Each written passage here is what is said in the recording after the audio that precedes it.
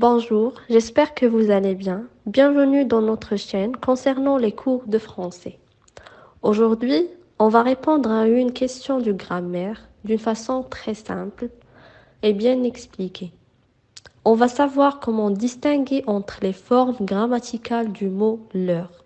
Et on va éviter de poser la question de est-ce qu'il faut écrire l'heure sans S ou bien avec S? Quelle est la différence?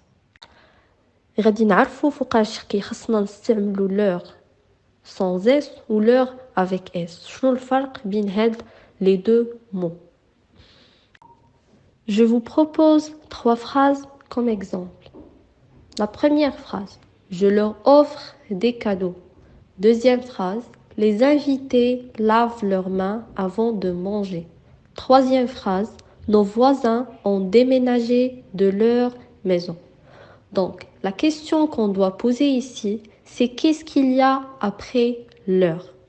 Car pour déterminer la classe grammaticale du mot l'heure, il faut regarder le mot qui le suit. يعني باش نحددوا لا كلاس غراماتيكال ديال هاد الكلمه كيخصنا نمشيو نشوفوا شنو الكلمه اللي كتجي من موراها. Car la classe grammaticale dépend du mot qui vient après. يعني فاش نعرفوا الكلمة اللي كتجي من مور l'heure, donc automatiquement كنعرفوا la classe grammaticale ديال. Prenons la première phrase. L'heure est suivie par un verbe, le verbe offrir. Ici, il s'agit d'un pronom personnel qui remplace quelqu'un. On dit j'offre des cadeaux à quelqu'un. Je leur offre des cadeaux et il remplace un groupe nominal au pluriel. Ici, on peut dire j'offre des cadeaux à mes parents. À mes parents, c'est un groupe nominal au pluriel. Dans ce cas, leur s'écrira toujours et toujours et toujours sans S. Il est invariable. Et pour la reconnaître, ce leur est la forme plurielle de lui. Yani, on peut la remplacer par lui pour savoir si c'est un pronom personnel. Ici, on peut dire je lui offre des cadeaux si le groupe nominal remplacé est au singulier. Et précisément, l'heure, quand elle est suivie par un verbe, elle est un pronom complément d'objet indirect. Donc, il accompagne un verbe transitif indirect. Ça veut dire quoi un verbe transitif indirect? Un verbe qui introduit son complément par une préposition.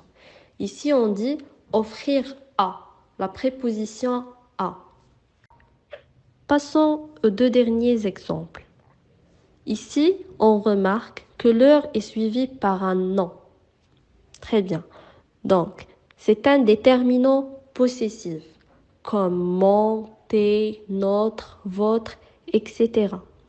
La différence, c'est que dans le premier exemple, le nom est au pluriel, alors que dans le deuxième exemple, le nom est au singulier. Puisque le déterminant possessif s'accorde en genre et en nombre avec le nom qui le suit, donc on va ajouter S lorsqu'on a un nom au pluriel. Donc ce qu'on doit retenir, c'est qu'on a 2 cas. Le premier cas, c'est quand on a l'heure comme un pronom personnel et qui est placé toujours avant un verbe. Il ne prend jamais de S, il reste invariable. Dans le deuxième cas, c'est que l'heure est un déterminant possessif et qui est placé avant un nom. Si le nom est au singulier, il ne prend pas de S. Si le nom est au pluriel, il va prendre S. يعني l'heure فاش كيكون قبل verbe كيكون un pronom personnel وفي هاد الحالة ما كياخدش S. Il reste invariable. ولكن إذا كان مبلاسي قبل واحد النوم هنا كيكون un déterminant possessif qui s'accorde en genre et en nombre avec le nom. يعني هنايا إذا كان عندنا le nom في السنجولير ما كنديروش S. ولكن إلا كان عندنا الجمع إلا كان عندنا البلوريال كنزيدو S. Alors, on va conclure par un petit test. Complète cette phrase par l'heure ou l'heure. Je crois que leurs vacances se sont mal terminées. Ici, l'heure est placée avant un nom. Ce nom est au pluriel. عندنا vacances في الجمع au pluriel. Donc ici, l'heure va prendre un S. Il va s'accorder avec le nom qui le suit.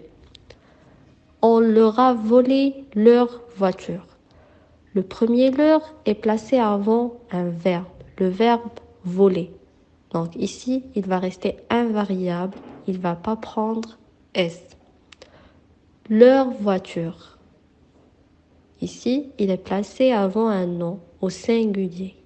واحد الاسم فردي يعني هنا ما غاديش ياخد S. Donc c'est tout pour aujourd'hui. J'espère que c'était bien expliqué. Merci pour votre attention.